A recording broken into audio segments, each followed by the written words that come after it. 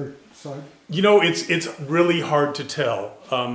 When I look at the legislature, I don't really see anybody among the Republicans who would do that. In the good old days, that would have been Ted Ferrioli or Mike McLean, the leaders of the party in both houses.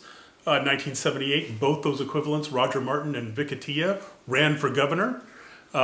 We haven't seen that in quite some time. So it would be somebody kind of a backbencher in the Republican Party, so they would have even more of a problem than Buehler in terms of just being known. The Tea Party has been a bust in Oregon, so I don't expect anybody to come from that side of the party. It's really hard to figure out if there would be somebody out there.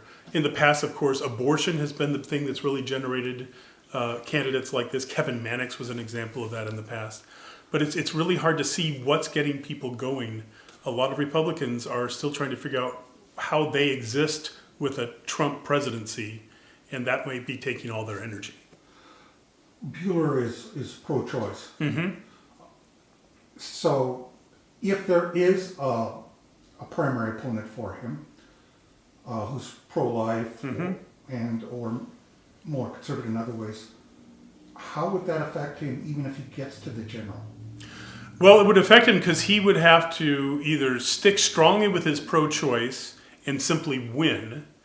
Hard to do if that becomes the single issue because Republican voters in the primaries are more conservative than Republicans in general who are registered.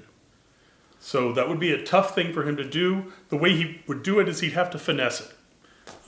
So we've seen Republicans who are pro-choice come in and say, I'm pro-choice, but I respect, your side, or they say, well, actually it's settled law in Oregon, so it's kind of a non-issue, and try to diffuse it like that.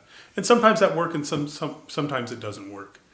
If he then got into the general election after having done that, Kate Brown in this heavily Democratic state would simply hammer him for being wishy-washy on a woman's right to choose.